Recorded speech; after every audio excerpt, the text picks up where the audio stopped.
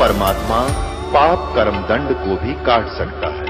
अभी तक जिस भी संत व महापुरुष से मिले उन्होंने यही बताया कि पाप कर्म फल भोगने से ही समाप्त होगा। वो प्रभु कौन है जो पाप कर्म को काट देता है, वो काल के बंधन से छुड़वा देता है। उसका क्या नाम है, पूजा की विधि क्या है? कृपया अवश्य सुनिए जगत गुरु तत्वदर्शी संत रामपाल जी महाराज के अमृत वचन। पुणात्माओं, सामने वाले के बोली से पता लग जाता है ये किस भाव से बात करे। तो सुखदेव जान गया भगवान का मूड ठीक नहीं। तो कहा कि भगवान मैं स्वर्ग में कुछ समय रुकने के लिए आया था, इन्होंने आपको क्यों तो भगवान ने कहा विष्णु जी ने कि क्यों रोक दिया तेरे को, इन्होंने अंदर प्रवेश क्यों नहीं होने दिया? कि ये कहते हैं तेरा गुरु नहीं है, इसलिए प्रवेश निषेध है। तो भगवान विष्णु ने कहा कि ऋषि जी क्या आपने कोई गुरु नहीं बना रखा? नहीं जी, मैंने कोई गुरु नहीं बनाया, मुझे आवश्यकता ही नहीं है। तब भगवान विष्णु ने कहा कि ऋषि जी ये तेरी महान भूल है।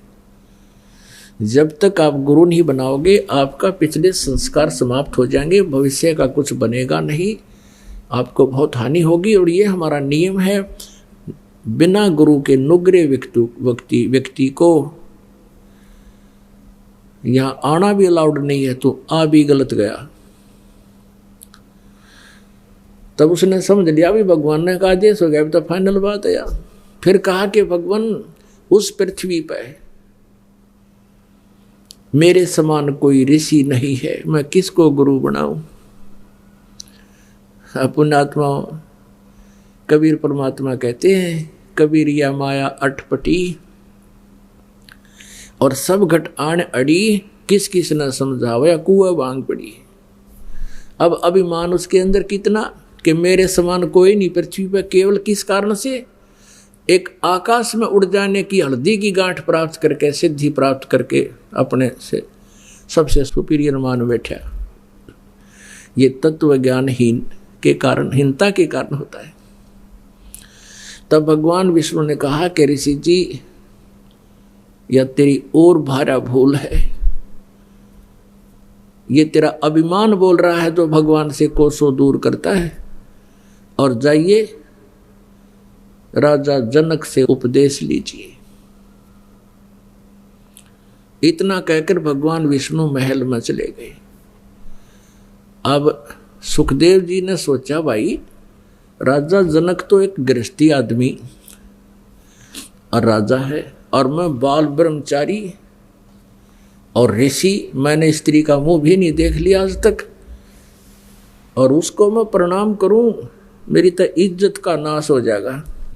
अब पुण्यात्मा काल ने तो कई बीमारी ला रखी इस जीव के।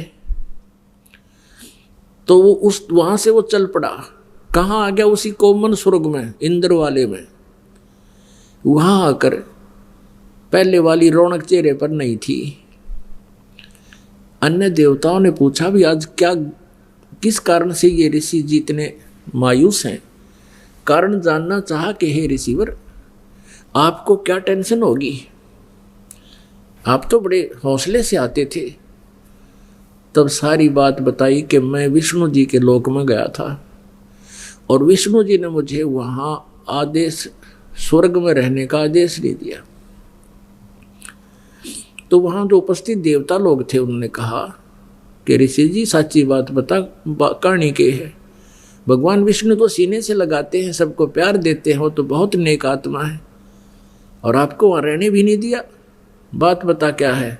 तब उसने सारी कहानी बताई कि भाई मैं वहाँ गया था और मैंने स्वर्ग में रहने का आग्रह किया था, तो मेरे से कहा कि तुम बिना गुरु के हो और गुरु बनाओ तब यहाँ आ सकते हो। तो उन देवताओं ने, ऋषियों ने कहा कि हम तो आपको बड़ा नेक और बुद्धिमान व्यक्ति मानते थे, क्या आपने गुरु नहीं बना रखा? कहने लगा नहीं। सुखदेव बोला नहीं। फिर इंद्र जी ने कहा कि देखो आज के बाद यहाँ भी मत आना, क्योंकि हम तो आपको सोच रहे थे, तो आप तो बड़े विद्वान पुरुष हो, औरों को ज्ञान देते हो, तो आपने गुरु बना रखा होगा। तो कहता है कि सबको कहने लगा भाई मैं कैसे करूं। भगवान विष्णु जी ने कहा है कि राजा जनक को गुरु बना लो। राजा जनक गृहस्थी बाई और कैसे शीश निवाऊं जाई। सुखदेव बोले ज्ञान विवेका हमने स्त्री का मुंह नहीं देखा। अब अभिमान बताता है कि मैं गृहस्थी आदमी को बाल ब्रह्मचारी हूं मैं तो, और कैसे एक साधु संत ऋषि, क्योंकि वो तो फिर जहां जाए आओ ऋषि जी आओ ऋषि जी है, वो तो फुल हवा भर रही थी उसमें अभिमान की। और अभिमान वाला पंचर हुए बिना भगवान मिले नहीं, वो पंचर करना पड़ेगा। तो भगवान ने विष्णु ने उसका पंचर दिया कर चैतन्य लाभ चाहिए गुरु बना और राजा जनक को बना, वो अधिकारी है आज के दिन। तो उसने सभी वहां बैठे उपस्थित नारद जी ने और भी कई महापुरुषों ने समझाया कि देखो आज आप गुरु नहीं बनाओगे, पिछले जन्म की आपकी भक्ति है ये नष्ट हो जाएगी, अगले जन्म में गधा बनोगे। जब ये कहा कि अगले जन्म में गधा बनोगे, कलेजा हिल गया ऋषि जी का और उसकी उस सिर घूम गया। हमारे अंतःकरण के अंदर पुण्यात्माओं असंख्य जन्मों के संस्कार कोड वर्डों में आपके इस सिम कार्ड में जमा है, आपके जीव के साथ लटक चिपके हुए। और ये फिल्म कभी भी ऑन हो सकती है, जैसे स्वप्न देखते हो पिछले जन्मों के, वो पता नहीं कहाँ कहाँ इसी घाटियों में चले जाएं, कभी जा ही नहीं सकते। तो पक्षी रूप में कहीं घूमे होंगे, वो भी अंदर जमा है। तो उसको याद आया कि मैं एक सुखदेव को याद आया कि एक जीवन में गधे की योनि भोग रहा था, अंधा हो गया। मेरे मालिक ने मेरे लठ मारे निकाल दिया घर से। मैं चलता चलता पगडंडी की अटकल सी लगा के जा रहा था। आगे एक छोटा सा नाला था 3 फुट का, उसमें गिरने लगा तो जंप लगाना चाहा, उसके बीच में फंस गया। आगे मुंह अड़ गया, पाछे बैक अड़ गई, पैर टिके नहीं, लटक गया, पुली बन गई। वहाँ इक्का दुक्का व्यक्ति आता जाता था, मुझे निकाला नहीं, मेरे ऊपर पैर रखे, पुली बना ली और पार हो जावे। 1 हफ्ते 10 दिन तक भुगत कर मरा। वो बात याद आ गई उसको, उसी समय वहां से चल पड़ा कि गुरु बनाऊंगा। सबसे पहले अपने पिता व्यास जी के पास आया, क्योंकि व्यास जी विद्वान पुरुष थे, माने जाते थे। अपने पिता के पास आया कि मैं सुखदेव हूं, आपका पुत्र हूं।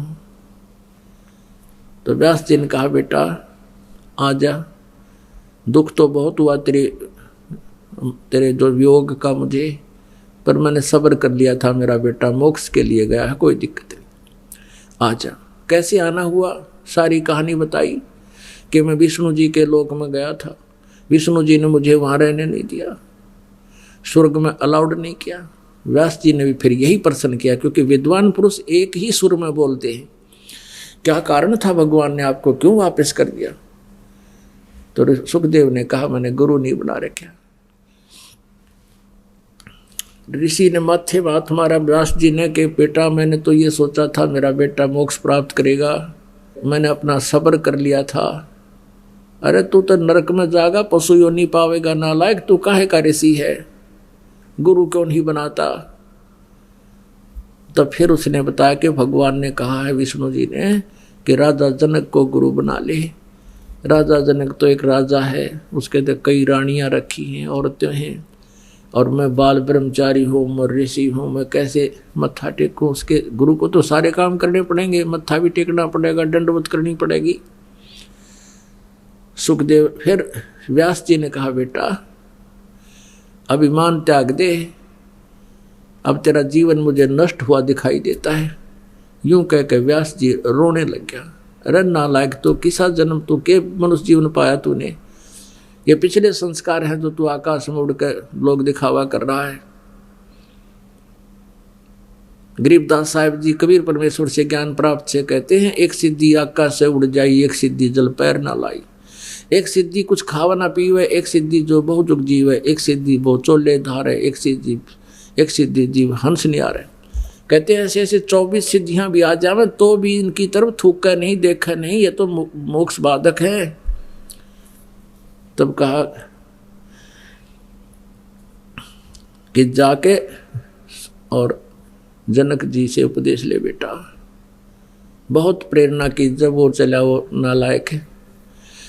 अब वहां जाकर पहुंचा, ऋषि के रूप में छायल, बाल दाढ़ी बढ़ा रखी, एक वो था सा बांध रखा है, वो एक ही कपड़े का, और कमर पर डाल, सारे शरीर पर धोती जैसे।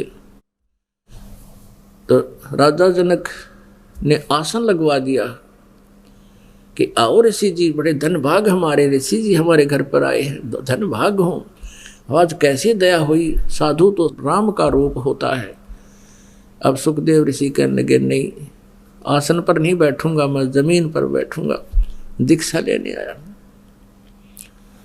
तो सुखदेव ऋषि से कहा कि सुबह स्नान करके मैं तने फिर उपदेश दूंगा।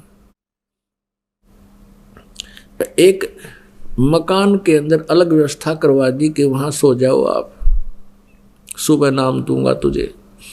उसकी सारी झाड़ा लेना था ना सुखदेव ऋषि का, जनक जी ने। वहां पर एक स्त्री की ड्यूटी लगा दी, एक औरत की, एक बहन की,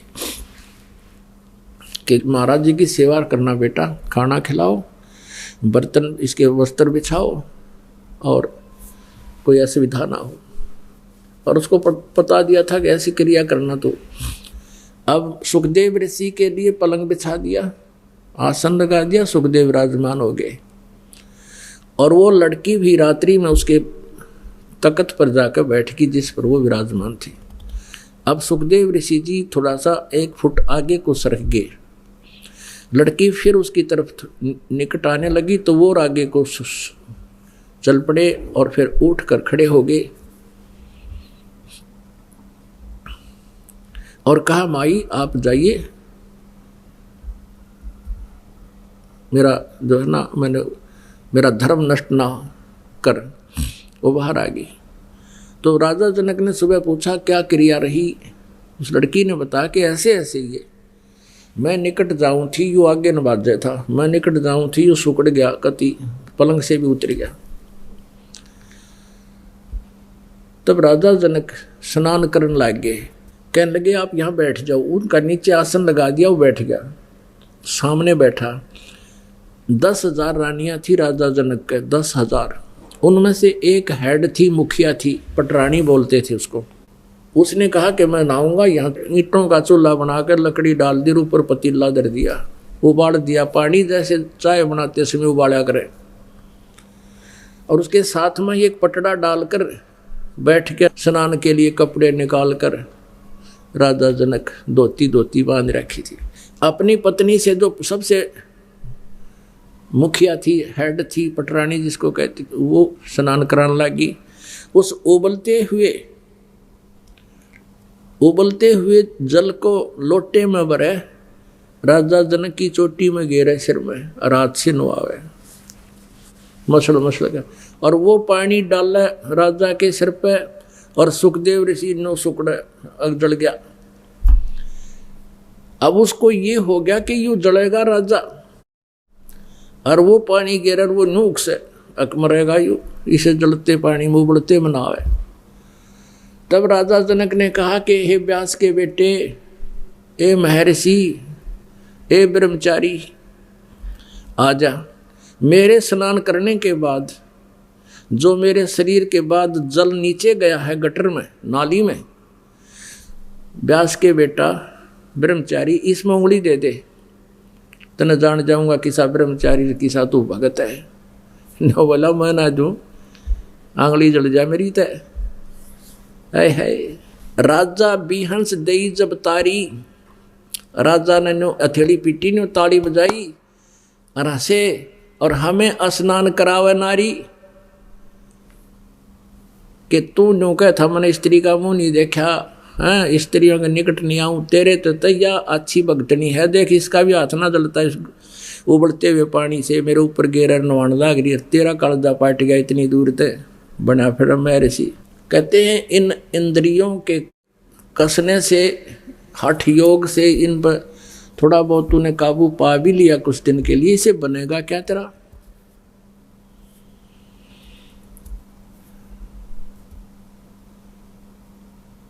सुखदेव समझ गया सारी कहानी, तेरे ऊपर सारी बात हो रही है। तो कहने लगे बेटा अब तो महर्षि पाक्या फिरे था, जब वो लड़की तेरे पास बैठी तेरी चारपाई पे, तो उस तक दूर क्यों हो गया? भूतनी थी वतने खा ले हो। जब तू आत्मज्ञान भी था तो भी इतने ऐसे नहीं करना चाहिए था। बेटी है, बहन है, बैठ साथ में। आप जैसे पुण्यात्मा हो, आत्मज्ञान होने के बाद आपको अंतर नहीं लगेगा। कैसे? जैसे पहले सांग होया करते गांवों में, सांग, जैसे आजकल ये फिल्म बनती है, ऐसे वो सांग करते थे, नकली राजा बनते थे, कोई प्रेमी बनता था, कोई प्रेमिका। तो मनुष्य ही स्त्री का रोल करते थे। तो एक जवान लड़का बिल्कुल दाढ़ी मूछ रहित 12-13 वर्ष का, 16 साल का, और वो सांग में एक लड़की का रोल कर रहा था, सारे अंग कृत्रिम लगा रखे थे। एक लड़का अपने साथी को साथ ले गया, कहा जा सांग देख कहाँ। जब वो गाना बजाने शुरू हुए तो वो पहली बार गया था, वो कहता देख कितनी सुंदर लड़की है, ओहो कैसे डांस कर रही है। वो लड़का कहता कि लड़की नहीं है, ये तो लड़का है। बोला नहीं लड़की है, लड़का है। तो ना उसका विश्वास नहीं हुआ, क्यों ऐसे ढंग से मेकअप कर रखा था। फिर वो कहीं एक घर में, गांव में, नगर में, चौपाल में रुके हुए थे, धर्मशाला में। तो वो लड़का उसको वहां लेकर गया, उनके पीछे पीछे। सांग समाप्ति के उपरांत उस दिन का जो कार्यक्रम उनका समापन हो गया था। तो वहां जाते उस लड़के ने अपने सारे अंग काट निकाल कर धर दिए। वो लगा रखे थे जो ब्रेजियर वगैरह नकली, वो लड़का का लड़का। तो वो घर है सच्चे यूँ तो लड़का है भाई। अगले दिन फिर गया वो सांग देखने, वो खूब उसी तरह मेकअप कर रखा था। लड़के ने लड़की का रोल था, पर उसका कति मन में नहीं आई लड़की है। तो आत्मज्ञान होने के बाद ये ऊपर कवर 2 डाल रखे हैं। आत्मा अंदर एक जैसी है। तो सुखदेव ऋषि को कहा जनक जी ने, तेरा ज्ञान तो टट्टूगा नहीं, बात बना फरा ब्रह्मचारी। जब आत्मा के अंदर तुझे ये ज्ञान हो गया कि स्मर मेरे मंत्र क्या है, तो तूने सुकड़न की जरूरत ना थी बच्चा। कान पकड़ लिए उसने, न बोला महाराज इतना ज्ञान था मेरे पास तो फ्यूज हो लिया मैं, अब मुझे नाम दे दो, कल्याण हो जाएगा। तो पुण्यात्माओं, अब सुखदेव ऋषि को राजा जनक से उपदेश मिला, और फिर वो कहाँ तक पहुंचा? स्वर्ग में। आगे पाछे नीम तले इनका जितना व्यवहार था। यहाँ से स्वर्ग में अपनी मलाई खत्म करके फिर नरक में, नरक के बाद फिर 83 लाख योनियों में, गधे की योनि में, और फिर कभी दाव लगे मनुष्य जीवन का, तो फिर हुआ प्रोसीजर शुरू। तो परमात्मा कबीर साहब कहते हैं ये भी मान ले, ये भक्ति भी की, गुरु भी बनाए, और फिर भी यही धक्के खाए। तो इसके लिए हमने सतगुरु की आवश्यकता पड़ेगी, और उस सतगुरु के पास वो पूरा प्रोसेस होता है, पूरा ट्रीटमेंट होता है। जैसे पार्वती जी को केवल 5 नाम प्राप्त हुए, उनकी भक्ति शक्ति से उसकी आयु इतनी एक्सटेंड होगी, जब तक भगवान शिव रहेंगे उनकी मृत्यु नहीं होगी। और शिव जी की मृत्यु होगी, इसकी भी मृत्यु होगी, दोनों 84 लाख योनियों में जाएंगे ये भी। अब ये भी गुरु थे, राजा जनक भी गुरु थे, और गुरु बनकर वो उपदेश दीक्षा भी देते थे, जैसे सुखदेव को दिया। फिर वही राजा जनक पहले जन्म त्रेता युग में तो राजा जनक थे। सतयुग के अंदर ये कौन थे? ये राजा अम्बरीश थे, और भक्ति करते थे। राजा अम्बरीश के सामने दुर्वासा जैसे सिद्ध पुरुष भी हार मान कर गए थे। जब ये सतयुग के अंदर भक्ति करते थे, राजा भी थे, और अपने पुनों को स्वर्ग में खत्म करके ये फिर क्या बने? नानक जी के रूप में जन्म हुआ, श्री नानक देव जी के रूप में तलवंडी में। और फिर पहले तो राजा थे, इनके नौकर हजारों नौकर होते थे, और वही आत्मा फिर श्री नानक देव जी के रूप में सुल्तानपुर शहर के एक नवाब के यहाँ स्वयं नौकरी कर रहे थे। उस समय परमेश्वर कबीर देव जी ने अपनी प्यारी आत्मा, उस परम अक्षर ब्रह्म ने, अकाल मूर्त ने, सतपुरुष ने आकर वो आत्मा संभाली, उनको सतलोक सचखंड से परिचित कराया, फिर वापस छोड़ा, और तब सतनाम, ये सारे मंत्र दिए, 5 मंत्र भी दिए, फिर सतनाम दिया, तब उस पुण्यात्मा का मोक्ष हुआ। पहले वो स्वयं गुरु बनकर औरों को ज्ञान देते थे जनक रूप में, और फिर स्वयं भी यहीं भटक रहे थे। समर्थ का शरणा गहो रंग होरी हो, कदे न हो ऐ काज राम रंग होरी हो। अब परमात्मा पूर्ण ब्रह्म की भक्ति करने से, पूर्ण तत्वदर्शी संत प्राप्त हो जाने से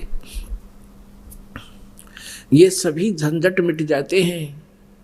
सुखदेव ने 84 भुगती बना पजावे खरवो, तेरी क्या बुनियाद पराणी तू पंडा पंथ पकड़वो। अब सुखदेव जैसे मैं ऋषि वो साधना कर कर कभी ऐसी बिरान माटी हुई गदा बना, अब तेरी क्या बुनियाद बनानी तू पेंडा पंथ पकड़वो। कौन सा पंथ, कौन सा मार्ग? वो पूर्ण मोक्ष मार्ग, यानी तत्वदर्शी संत की शरण ग्रहण कर, तब तेरा यहाँ से पूर्ण रूप से छुटकारा होगा और मोक्ष होगा। और यहाँ के जितने यादगारें हैं, इनमें जाने से केवल उन भगवानों की याद अवश्य आती है कि यहाँ क्या क्या घटना घटी थी, वहाँ भगवान नहीं है। परमात्मा पाने के लिए आप जी को वो संत खोजना पड़ेगा। कौन सा? जो गीता जी अध्याय नंबर 4 के श्लोक नंबर 34 में कहा है कि अर्जुन, गीता ज्ञान दाता कहता है कि उस तत्व ज्ञान को जो परमेश्वर ने स्वयं आकर ज्ञान दिया है, उसकी वाणी में लिखा, उसको कोई तत्वदर्शी संत ही जानता है। उस तत्वदर्शी संत से सुनो। गीता जी अध्याय नंबर 15 के श्लोक नंबर 1 से 4 में तत्वदर्शी संत की पहचान बताई है कि उल्टे लटके हुए संसार रूपी वृक्ष के सभी विभाग भिन्न भिन्न बताएगा। वह वेदवित है, वो तत्वदर्शी संत है। उसके पश्चात परमेश्वर के उस परम पद की खोज करनी चाहिए, जहां जाने के बाद साधक फिर लौटकर संसार में कभी नहीं आते। बोलो सतगुरुदेव की जय हो।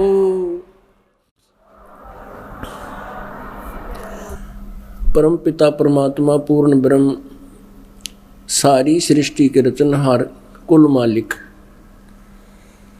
ये कबीर परमेश्वर जी हैं, कबीर देव जी हैं, जिनको वेदों में कबीर देव लिखा है। कुरान शरीफ में उनको अल्लाहु अकबर, कबीरा खबीरा, कबीरन खबीरन लिखा है। अल्लाहु अकबर,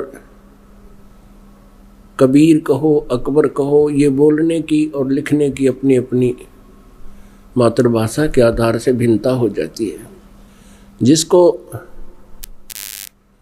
कबीर का अर्थ मुसलमान भाई करते हैं, कबीर मीन बड़ा, तो पवित्र कुरान शरीफ सूरत फुरकानी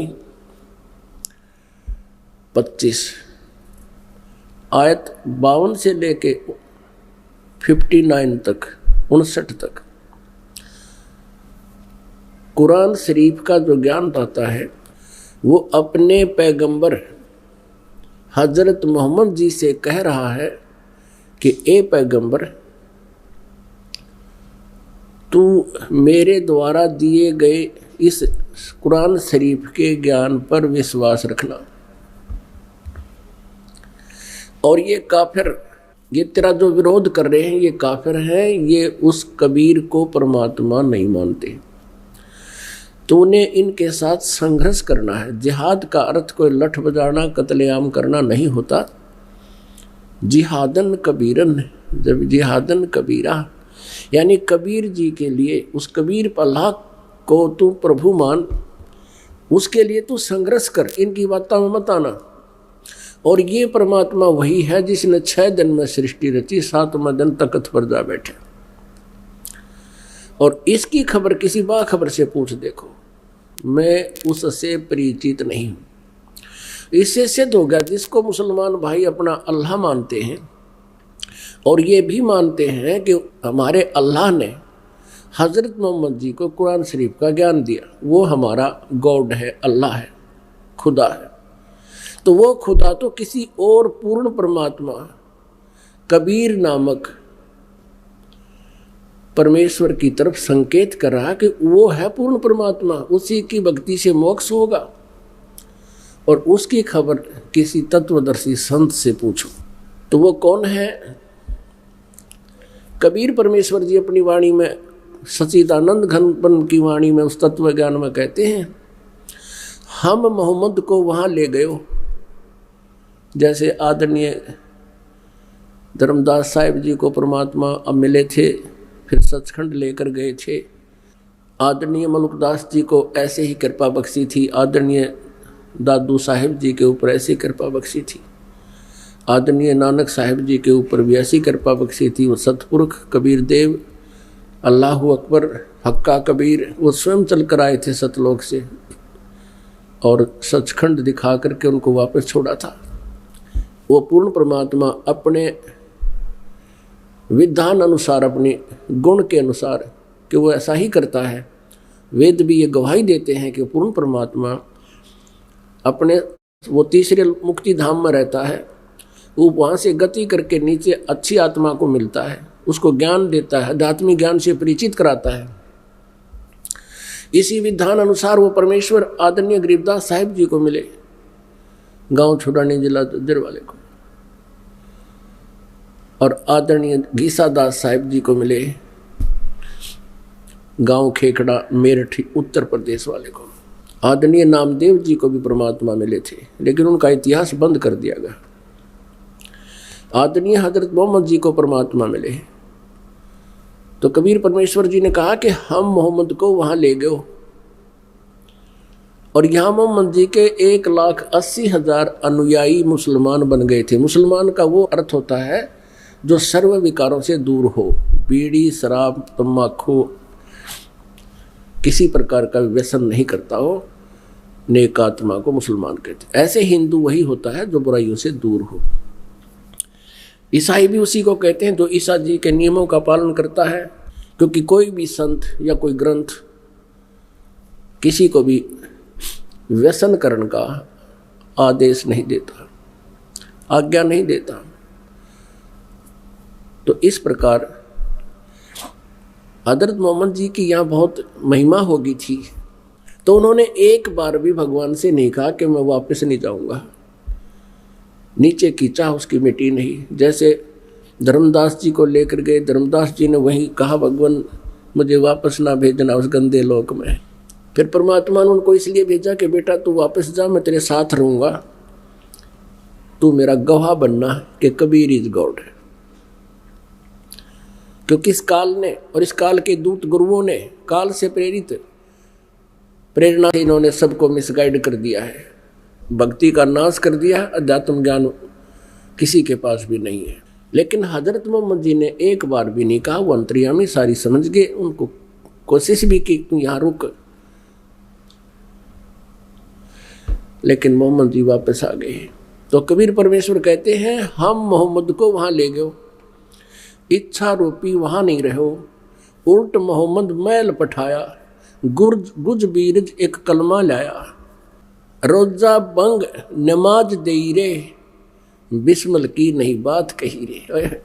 कबीर साहब जी कहते हैं कि उसको रोजा बंग और नमाज करने का ही को कहा था, लेकिन हजरत मोहम्मद जी ने बिस्मिल करने की बात किसी को नहीं कहा। ये तुमने बाद में अपने आप ये बुराई और चालू कर दी है।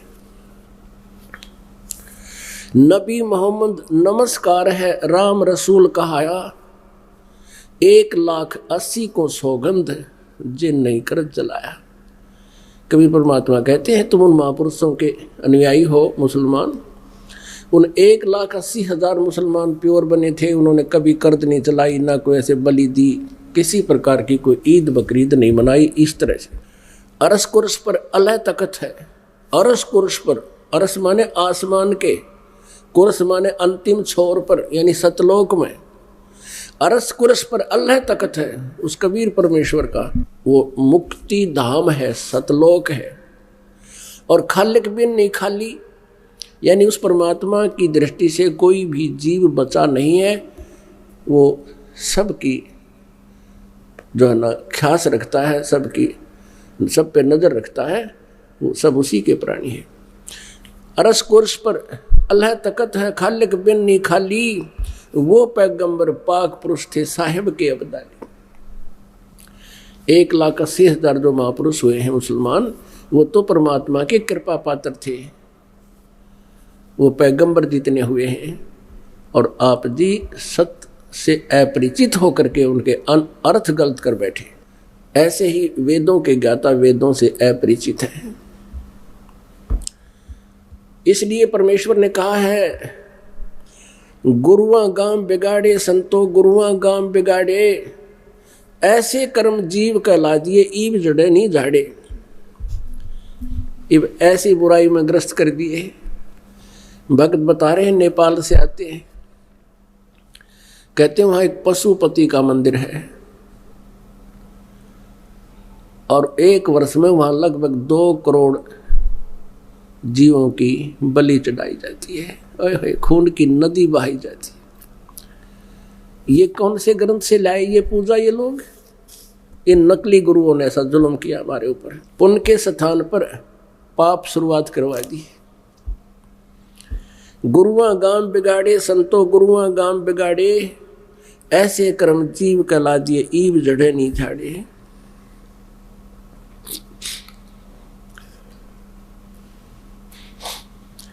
बहरो भूत मसाणी पूज्य दुर्गा देवी जावे, और उत्ती कह तो तब ही बाजे जब बकरे आन कटावे। बेड़ पूछ को पंडित पकड़े ये बादो नदी बिहंगा, गरीब दास हुए भवजल डूबे जिनको नहीं साध सत्संगा। आदरणीय गरीबदास साहिब जी गांव छुड़ाने वाले को परमेश्वर मिले थे, अध्यात्म ज्ञान से उनको परिचित करवाया और पूरी व्यवस्था ब्रह्मांडों की उनको आंखों दिखाकर वापस छोड़ा था। तब गरीबदास साहिब जी परमात्मा के दिए ज्ञान को कैसे वर्णन कर रहे हैं। भेड़ पूछ को पंडित पकड़े बादो नदी बिहंगा, गरीबदास वह भव जल डूबे नहीं साध सत्संग। जैसे भादवा महीने में वर्षा विशेष होती है, बहुत ज़्यादा होती है।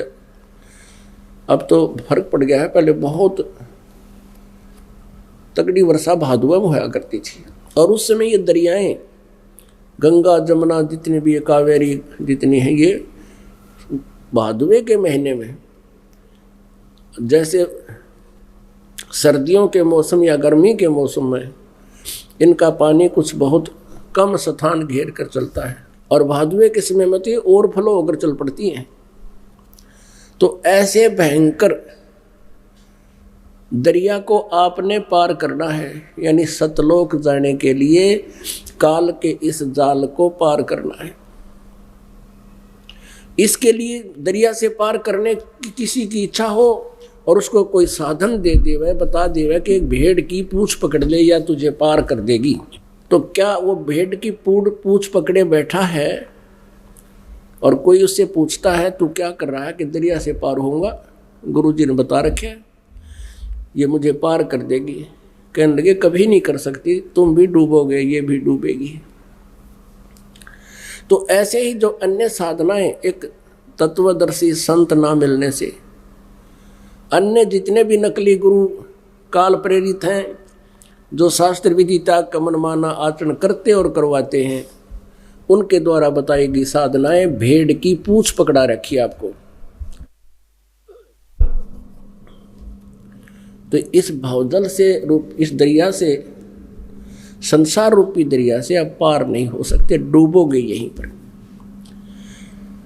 भेड़ पूंछ को पंडित पकड़े, ये भादो नदी बिहंगा, गरीब दास वैभव जल डूबे, जिनको नहीं साध सत्संग। जिसको परम संत का सत्संग नहीं मिला, वो इस संसार रूपी समुद्र के अंदर यही जन्म मरण के चक्कर में ही डूब जाएंगे, रह जाएंगे। मन मान सरोवर गंगरे, जहां से बिछड़ा वहीं मिला दूं, सुनो शब्द पर संग रे। मन मान सरोवर गंगरे, जहां से बिछड़ा वहीं मिलाऊं, तुम सुनो शब्द पर संग रे। क्या कहते हैं गरीबदास जी कि तुम यहाँ की जमुना गंगा और इन तीर्थों में स्नान करके मोक्ष मानते हो, यहाँ नहीं। ये सत्संग रूपी सरोवर दरिया है, इसमें नहाओ आकर के। पुण्यात्माओं, विष्णु पुराण के अंदर और देवी पुराण के अंदर व्यास जी बता रहे हैं, उसके लिए शुद्ध चित्त तीर्थ चाहिए, शुद्ध चित्त। और उस शुद्ध चित्त तीर्थ के लिए आपने परम संत की खोज करनी पड़ेगी। और परम संत के सत्संग से आपका पूरा रोग कटेगा, सब लाभ मिलेंगे, इन तीर्थों से नहीं मिलेंगे। फिर ये भी उन्होंने टिप्पणी की है कि परम संत का मिलना अति दुर्लभ है। जैसे कि श्रद्धालु इन वशिष्ठ जी को और विश्वामित्र जी को परम संत मानते थे, महर्षि मानते थे। इन दोनों का आपस में युद्ध हो गया, इन दोनों का बहुत झगड़ा हुआ। विश्वामित्र ने वशिष्ठ मुनि के 100 पुत्रों की हत्या कर दी। तो उनका लास्ट में उसने फैसला ये कर दिया कि वो तत्वदर्शी संत मिला तो वो शुद्ध चित्त तीर्थ से ही सभी पापों का नाश हो सकता है। पुण्यात्माओं, श्रीमद् भगवत गीता अध्याय नंबर 7 के श्लोक नंबर 12 से लेकर 15 तक गीता ज्ञान दाता कहता है, तीनों गुण रजगुण ब्रह्मा सदगुण विष्णु तम गुण शिव जी की पूजा तक जो सीमित है वो मोक्ष प्राप्ति नहीं कर सकते। उनका स्वभाव और भी गिर जाता है, उनके कर्म भी बिगड़ जाते हैं, वो हिंसा पर भी उतारू होकर के विनाश कर डालते। वो मेरी पूजा नहीं करते। अपनी पूजा के विषय में बताता है 16वें और 17वें 18वें श्लोक में, गीता जी अध्याय नंबर 7 के श्लोक 16, 17, 18 में के 4 प्रकार के ब्रह्म साधना करते हैं। गीता ज्ञानदाता ब्रह्म है, श्री कृष्ण जी में बोल रहा है। एक आर्त और दूसरा अर्थार्थी, तीसरा जिज्ञासु। आर्थ, अर्थार्थी, जिज्ञासु और ज्ञानी। ज्ञानी को छोड़कर तीनों को रिजेक्ट करते हुए कहता है कि ज्ञानी मेरे को पसंद है, ज्ञानी को मैं पसंद हूं। वो मुझे अच्छे लगते हैं क्योंकि उन्होंने आन देवताओं की पूजा त्याग दी। और ज्ञानी कौन होता है? जिसको ये पता लग गया कि मनुष्य जीवन बार बार नहीं मिलेगा, ये दृढ़ निश्चय हो जाता है उसको। फिर सदग्रंथों के ज्ञान से ये भी निष्कर्ष निकल जाता है कि केवल एक परमात्मा है, उसकी पूजा करने से मोक्ष होगा, अन्य देवताओं की पूजा से नहीं। तीसरा ये भी उनको निश्चय हो जाता है कि मनुष्य जन्म में यदि मोक्ष नहीं हुआ तो ये जीवन व्यर्थ है। इसके लिए उन्होंने तत्वदर्शी संत ना मिलने से अपने आप निष्कर्ष निकाल कर वेदों का ओम नाम के जाप को और ब्रह्म को सुप्रीम मान लिया और साधना करते रहे। इसलिए गीता ज्ञानदाता 7वें अध्याय के 18वें श्लोक में कहता है कि ये ज्ञानी आत्मा है तो नेक उदार हैं, लेकिन ये मेरे वाली साधना ब्रह्म साधना तक ही सीमित रहे, मेरे वाली घटिया साधना तक ही सीमित रहे, ये इनका जीवन भी व्यर्थ हो गया। क्योंकि गीता ज्ञानदाता 4थे अध्याय के 5वें और 9वें श्लोक में, दूसरे अध्याय के 12वें श्लोक में, 10वें अध्याय के दूसरे श्लोक में कहता है, अर्जुन तेरे और मेरे बहुत जन्म हो चुके, तू नहीं जानता मैं जानता। मेरे जन्म को, मेरी उत्पत्ति को ये देवता भी ऋषि कुछ कोई नहीं जानते। पुण्यात्माओं 7वें अध्याय के 19वें श्लोक में इसने भी कंसेप्ट क्लियर कर दिया। कहता है कि बहुनाम जन्मानाम अन्ते ज्ञानवान माम प्रपद्यते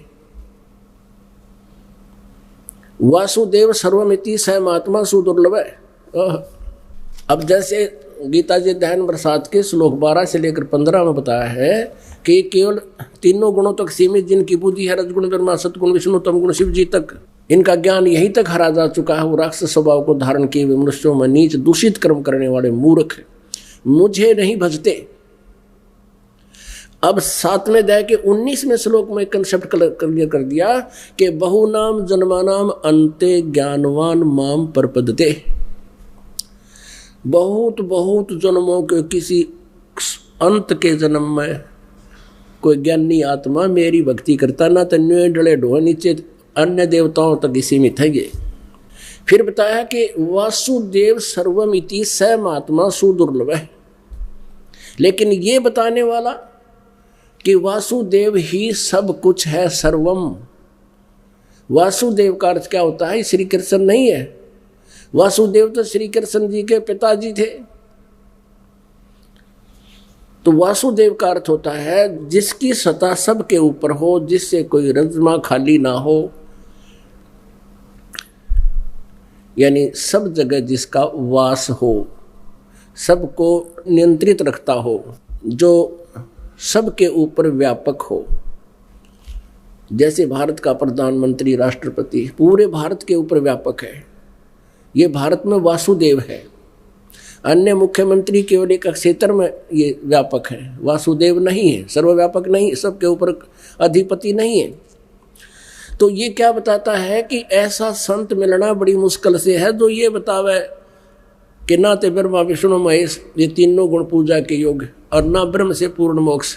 वासुदेव सर्वमिति स महात्मा सुदुर्लभ है, ये बताने वाला कि नहीं वो परम अक्षर परम पूर्ण परमात्मा, वो वासुदेव जो सबका मालिक है, वही सब कुछ है, वही मोक्षदायक है, वही पूजा के योग्य है, वही वास्तव में अविनाशी है, और वही हमारे पाप कर्मों का नाश कर सकता है, वही हमारे दुखों का निवारण कर सकता है, और वही हमारे प्रारब्ध को भी बदल सकता है। ये बताने वाला महात्मा बड़ी मुश्किल से मिलेगा। तो यहाँ क्या बताया है कि गुरुआं गाम बिगाड़े संतो गुरुआं गाम बिगाड़े, और ऐसे कर्म जीव कहला दिए ईब जड़े नहीं झाड़े। और ये निराकार निराकार कह के मूर्ख बना रहे थे अपने को। आंखों देखा जिन महापुरुषों ने क्या कहा है, मन मान सरोवर गंगरे, जहाँ से बिछुड़ा वहीं मिलाऊं, तुम सुनो शब्द पर संगरे। कि हमारे ज्ञान को सुनो ध्यान से, कि हम जो ज्ञान बता रहे हैं परमेश्वर से प्राप्त ज्ञान को, काशी क्रोध काहे लेत हो, बिना भजन नहीं ढंगरे। भाई कोटि ग्रंथ का यही अर्थ है, करो साध सत्संग रे।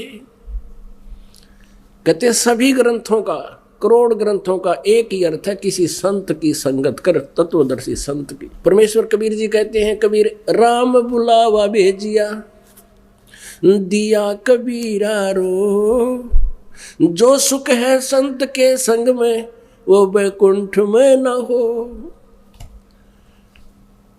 परमात्मा बताते हैं कि यहाँ के स्वर्ग में हमने जरूरत नहीं जान की, क्योंकि वहाँ अपनी पूंजी नष्ट होती है। अपनी महिमा पर बताते हैं कि तुम ऐसा भाव रखना,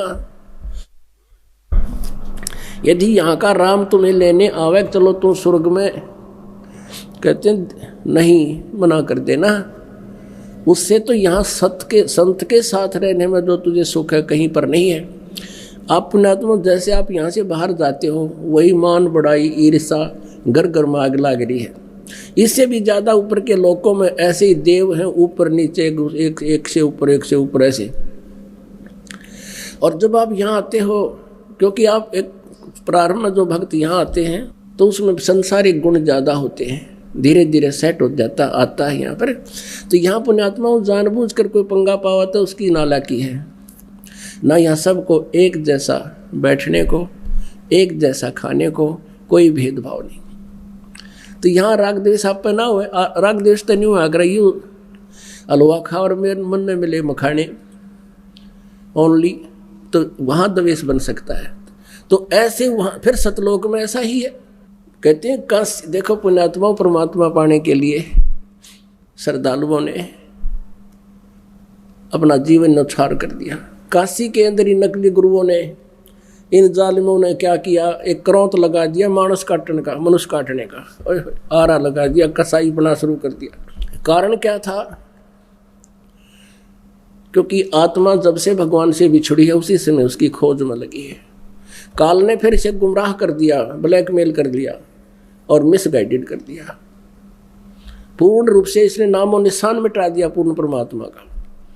नकली गुरुओं के माध्यम से अपने ही पुत्रों ब्रह्मा विष्णु महेश तक सीमित रख दिया सभी को, लेकिन आत्मा के परमात्मा की चाह गई नहीं। तो क्या हुआ, जैसे काशी के पंडितों ने, गुरुओं ने एक धारणा पैदा कर दी समाज में कि जो काशी में मरता है वो स्वर्ग जाता है और जो मगर मरता है वो नरक जाता है। परमेश्वर कबीर जी कहा करते थे, भाई सच्ची सत भक्ति करने वाला और हमसे उपदेश लेकर साधना करने वाला काशी मरो चे मगर वो सीधा सतलोक जाएगा, स्वर्ग से भी ऊपर जाएगा। ऐसे ही पुण्यात्माओं, अच्छे कर्म करने वाला कहीं मृत्यु को प्राप्त हो, चाहे मगर हो चाहे काशी में, वो अपने अच्छे स्थान पर जाएगा। और पाप करने वाला पापी, चाहे मगर मरो चाहे काशी, सीधा वो नरक में जासी। तो यहाँ परमात्मा तो ऐसा कहा करते थे, लेकिन कबीर जी के ऊपर किसी ने विश्वास हुआ नहीं, इन नकलियों का रंगना चढ़ रहा था। तो सभी अपने अपने पूर्वजों को वहां काशी में रखने लगे, काशी ले जाके। तो वो गुरु प्रत्येक के होते ही थे। तो उन गुरुओं ने सोचा भी ये अलग से किराए पर रह कर धर्मशालाओं में रहेंगे, क्यों ना हम इनके बुजुर्ग बुढ़ों को अपने घर पर रख लें। तो उन गुरुओं ने कहा कि भाई तुम ऐसा करो, हमें पैसे दे दो इनके खर्चे का, और हम ये हमारे पास रह रहेंगे, इनको कथा सुनाते रहेंगे। जब इनकी मृत्यु होगी सीधे स्वर्ग जाएंगे, काशी में मरण तय। तो श्रद्धालुओं ने सोचा भी माँ बाप ने सारी उम्र हमारे लिए न्यौछावर रहे, बहुत कुछ किया, हम क्या इतना नहीं कर सकते, 10-5 वर्ष के जीवेंगे ये। तो उन पेट भरों को भी देते किराया अलग से, वो 10 रुपये खर्च होते तो 20 देते उनको। तो वहाँ भीड़ लगी, प्रत्येक गुरु के घर में 20-20 बूढ़े हो गए। और बूढ़ा तो एक कहना उठा बुढ़ापे में, वो उठने का मतलब है उसकी सेवा, कभी कोई तकलीफ है, कोई बीमारी है, कोई हारी है, कभी उठाना है, कभी बिठाना है, नहाना है, कपड़े पहनाने। तो उन्होंने मुसीबत मोल ले ली, फिर उनके लिए जान का झाड़ बन गई। फिर उन्होंने क्या किया, एक मीटिंग करी उन नकली गुरुओं ने, कैसा करते हैं। उन्होंने प्रोपगंडा फैला दिया एक कि अभी भगवान की तरफ से एक क्रोध आवा है ऊपर तय स्वर्ग तय, और जो जल्दी जाना चाहता स्वर्ग में वो क्रोध आता भगवान की तरफ से, वो केवल उसी की गर्दन काटता है जिसका आदेश ऊपर से होता है। वो क्या कर रखा था उन्होंने, एक आरत सी बना कर छोटी ईंटों, पक्की ईंटों की, और उसमें बीच में ऐसे खाली स्थान सा छोड़ रखा था, सुराख सा। और क्रोध को पीछे रस्सों से हैंडल करते थे, लंबे पुली सी बना कर, और गंगा के किनारे पर ला दिया। अब सब ने ये सोची, भाई पिताजी वो बूढ़े कहने लगे, बेटा हमने मरना तो है ही, और नो कहे 50 रुपये में जो है ना 50 रुपये टैक्स फीस रख दी उसकी, और ऊपर से स्वर्ग से क्रोध आता है और हमारा कल्याण कर जाता है, बेटा दया कर दो। बच्चा ने सोची वे माता पिता चाहते हैं तो हम ये भी कर देते हैं, वो भी शुरू कर दिया। अब वहाँ गैर के 3-4 बुढ़िया ने इकट्ठे, और ऊपर तो क्रोध छोड़ के गणे थे, वो काटने भी थे सारे उन्होंने। ऊपर तो दूर से करते, भाई ए भगवान आपकी आत्मा हो तो स्वीकार करियो, वो उधर से हैंडल वो घुमाते, फिर दूर उनकी आवाज़ सुनकर गुप्त। तो उनमें देखा था बुढ़ा बच जाता ना कटता वो, क्योंकि ऐसा उनका सिस्टम था, 1-2 कट जाता। तो वो रोता बैठ के, मेरा नंबर नहीं आया, और दूनी उत्सुकता होगी। तो हमने ये भी करना शुरू कर दिया, भगवान मिल जाए किसी तरह। लेकिन पुण्यात्माओं, परमात्मा तो उसके बताए विधान अनुसार ही मिलेगा। और वो विधान कहाँ है? वेदों और गीता जी में, और सूक्ष्म वेद कबीर जी की वाणी में। तो क्या बताते हैं? काशी क्रोध काहे लेत हो, बिना भजन नहीं डंगरे। और कोट ग्रंथ का यही अर्थ है, करो साध सत्संग रे।